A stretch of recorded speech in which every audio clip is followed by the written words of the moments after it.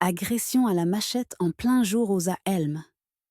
Après l'arrestation de 2 membres du gang dans une boîte de nuit aux Almadies le 9 septembre, aux environs de 5 heures, la sûreté urbaine SU vient de faire tomber 2 autres complices à la cité mixta, Seneweb. Les enquêteurs ont appris que des membres du gang étaient en route pour Sédiou et que d'autres sont revenus à Dakar, où ils ont loué un appartement à la cité mixta. Les investigations ont permis aux policiers en civil d'effectuer une descente musclée au lieu indiqué où ils ont arrêté 2 autres agresseurs. Il s'agit de M. Diop alias Papa Bou Ndao, domicilié à Karyala, et S.M. Gouey, domicilié à Arafat. Une moto de marque Beverly, ayant été utilisée dans l'agression, a été trouvée sur place. Ce que révèle l'enquête. Il ressort du dossier que Papa Bundao avait suivi le commerçant depuis sa sortie de la banque jusqu'au HLM5 et que S.M. Gouey avait fait usage de la pomme à gaz pour neutraliser la victime. Interrogés sur procès-verbal, ils ont reconnu les faits. Monsieur Diop alias Papa Bundao et son acolyte S.M. Gouey ont été placés en garde à vue dans les locaux du commissariat central de Dakar. La SU poursuit les investigations. Au total, 4 membres du gang incriminés et le taximan des Dionne sont actuellement en détention.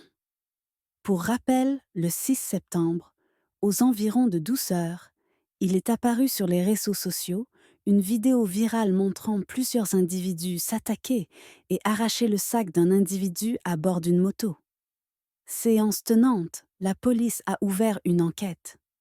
L'exploitation des images des caméras de surveillance a permis de constater que ces individus à bord de plusieurs motos ont attaqué le monsieur avec des machettes et une pompe neutralisante avant de s'emparer de son sac.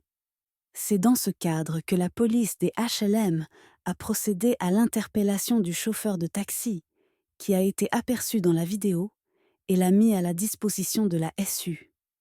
Il se trouve que le taximan, au lieu de porter assistance à la victime, en a profité pour soustraire une liasse d'argent qui était tombée du sac du commerçant. Interpellé sur les faits, il a nié avant d'être confondu par la découverte d'un montant de 990 000 francs CFA dans sa voiture. Il a fini se confesser, mais a nié tout lien avec les agresseurs. Il a été présenté au procureur le 11 septembre dernier. La poursuite des investigations a permis à la sûreté urbaine d'interpeller 2 autres mis en cause vers 5 heures, dans une boîte de nuit aux Almadies. Sur procès verbal, ils ont nié les faits.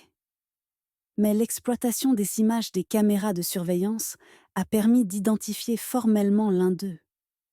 Et la perquisition de son domicile a permis la découverte de la moto qu'il conduisait ainsi que les habits qu'il portait le jour des faits, Mort Mbaye, 6, Seneweb.